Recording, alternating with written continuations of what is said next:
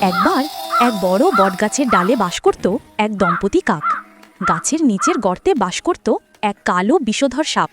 প্রতিদিন কাকেরা খাবারের খোঁজে যেত, আর সুযোগ পেলে সেই সাপ ডিমগুলো খেয়ে ফেলত। কাক দম্পতি ভীষণ কষ্টে দিন কাটাতে লাগলো। কাক মায়ের দুঃখ দেখে কাক বাবা গভীর চিন্তায় পড়ল যে সে তো ওই কাকের সাথে যুদ্ধে পারবে না। তখন সে মনে মনে ফন্দি আঁটল। পরের দিন কাক বাবা উড়ে গেল রাজবাগানে। রানী তার সোনার হার পাশে খুলে রেখে স্নান করছিল। কাকটি নেমে এসে সোনার হারটি ঠোঁটে তুলে উড়ে গেল। প্রাসাদের প্রহরীরা চিৎকার করে দৌড়াতে লাগলো তার পিছু পিছু। কাকটি চতুরতার সঙ্গে সোজা উড়ে গিয়ে সেই বটগাছে এসে হারটি সাপের গর্তের মুখে ফেলে দিল। প্রহরীরা এসে হার তুলতে গিয়ে গর্ত খুঁড়তেই ভেতর থেকে বের হলো সেই কালো সাপ। মুহূর্তেই তারা লাঠি দিয়ে সাপটিকে মেরে ফেলল। কাক দম্পতি স্বস্তির নিঃশ্বাস ফেলল। সেই থেকে তারা শান্তিতে বাস করতে লাগলো, আর তাদের বাচ্চারাও নিরাপদে বড় হতে লাগলো।